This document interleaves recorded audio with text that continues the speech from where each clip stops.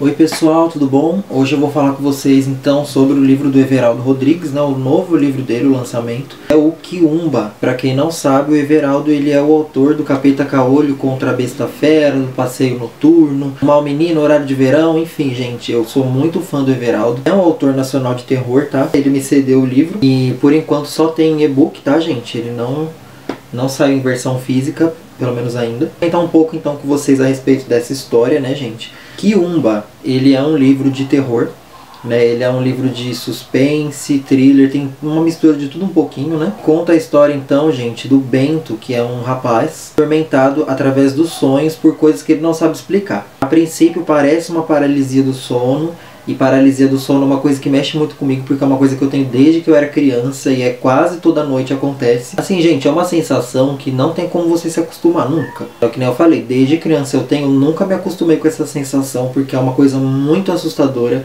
é muito barra pesada, entendeu? E o Bento, ele sofre esses pesadelos noturnos, esse terror noturno, desde que ele se entende por gente. E agora tá ficando mais forte. E nesse sonho barra paralisia do sono, ele começa a ver então um ser, né, que é um homem, ele consegue enxergar que é um homem, que esse homem atormenta ele desde que ele era criança, né, e ele não sabe explicar quem é essa pessoa. Até que ele vai começar a entender que ele tem que fazer alguma coisa a respeito disso, porque algumas pessoas estão começando a morrer.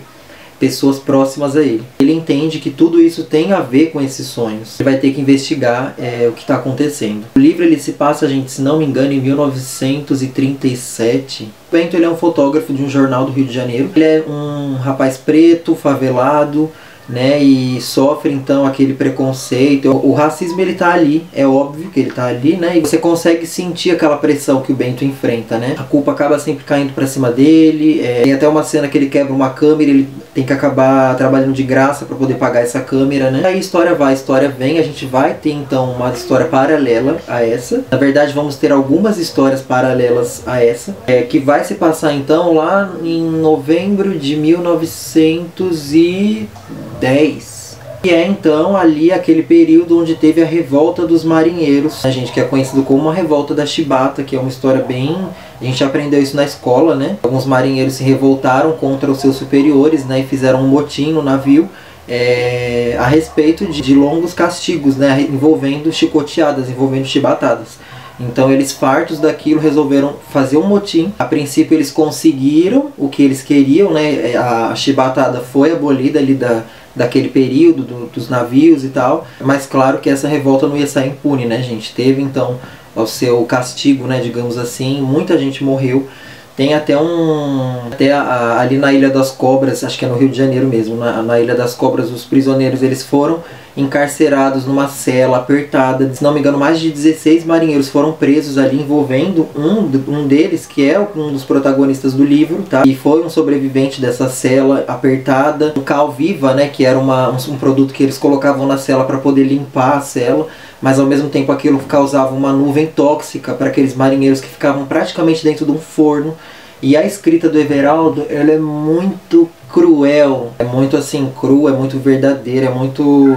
Você se sente horrorizado pelo abandono, pelo que aconteceu de verdade, porque aconteceu de verdade aquilo, né? E o livro, gente, ele é um livro de fantasmas, tá? O Bento, ele é atormentado por alguns fantasmas, por alguns espíritos, envolvendo aí, né, todo esse período histórico ali de 1910, 1911. Teve também as cenas que se passam depois da revolta da Chibata, que se passam no navio satélite. Era um navio que, se não me engano, ele estava indo em direção à Amazônia, exportando, né, alguns desses escravos, porque eram escravos, né, que estavam ali no navio Minas Gerais, né, que se passou toda aquela revolta.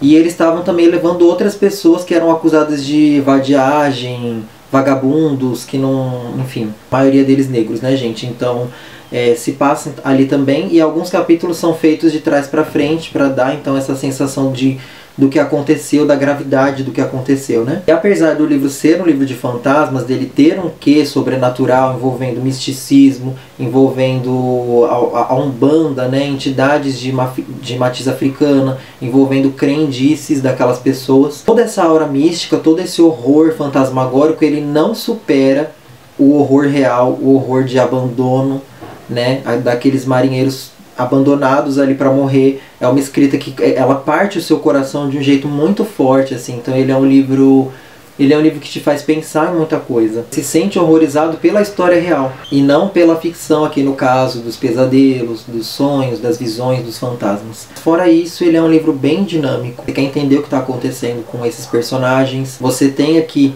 duas personagens femininas bem interessantes. Uma se passa ali no passado, né, na história do navio satélite, e outra é a filha de um dos sobreviventes dos revoltosos ali da marinha, né?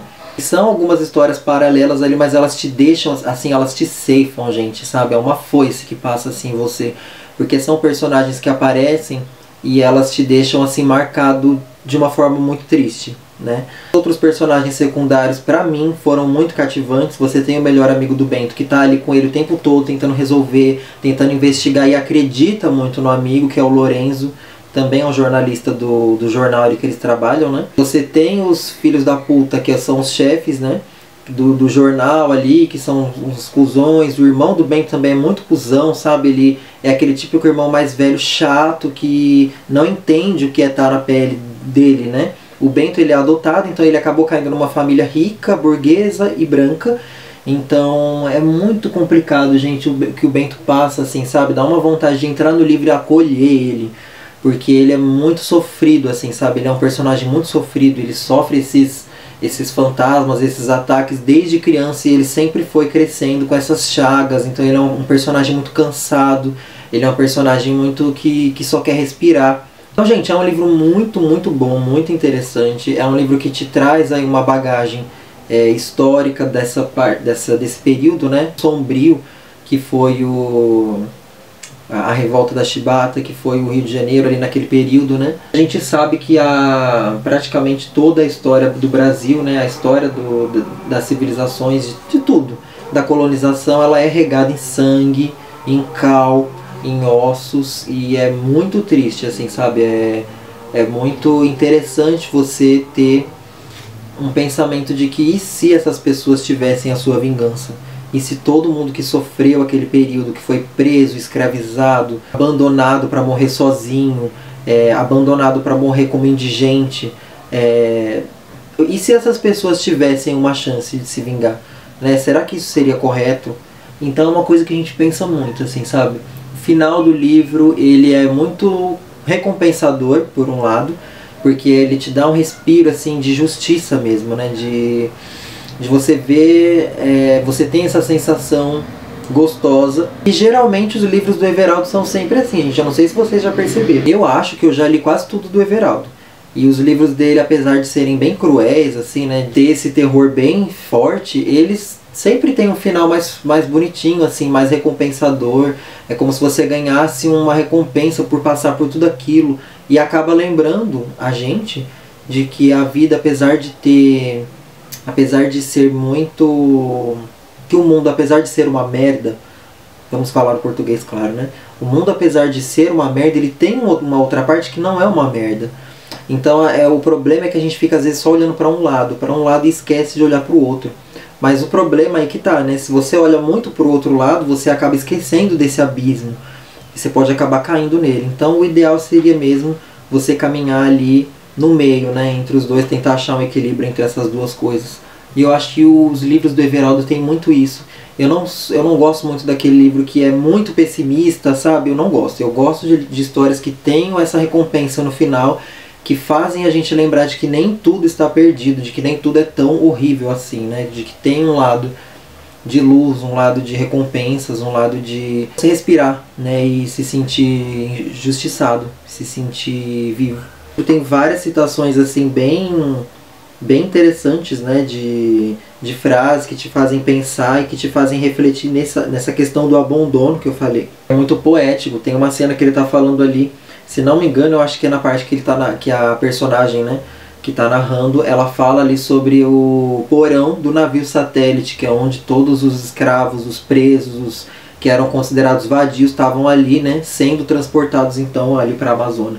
A barriga do monstro nunca fora tão grande e nunca houvera tanta distância entre ela e qualquer ser vivente no mundo. Morreria só. Era uma constatação. Morreria só. E aqui já tem outra passagem que fala sobre o navio Minas Gerais, né, que se passou ali a revolta da Chibata. A Chibata aviltava, sim, mais pelo símbolo do que pelo sangue que derramava, pela carne que ferroava. Cada golpe fazia eles se sentirem menos homens. Viver com medo é um inferno, desfaz o que você é. O livro tá cheio dessas passagens, né, gente? Cheio dessas citações, é muito bom mesmo, recomendo demais. Ele é muito bem escrito, muito bem feito, e ele tem esse quê que eu falei de recompensa no final que eu gosto muito. Então, gente, vale muito a pena vocês conhecerem, tá? O livro é lançamento, é em e-book, tá, gente? Não tem edição física por enquanto, pelo amor de Deus, não perguntem. É muito irritante quando você publica um livro. Então, assim, gente, pelo amor de Deus, deem um jeito de começar a ler livros em e-book. Se vocês não começarem a migrar de algum jeito para o digital, vocês vão ficar sem conhecer um monte de coisa. Então, assim, não tem o Kindle, baixa o aplicativo do Kindle no celular. Lá você consegue ajustar a cor da tela, você consegue ajustar o brilho, o tamanho da letra. Não é desconfortável de ler, então deem um jeito de começar a ler livros digitais, porque estão perdendo muita coisa boa. Então, o livro ele é em e-book, está na Amazon, tá baratinho. Eu vou deixar o link aí embaixo para vocês conhecerem. Curtam esse vídeo, deixem o seu like, comentem, o seu comentário é muito importante. É isso então, gente, espero que vocês tenham gostado da dica. Beijos e até a próxima, ou não.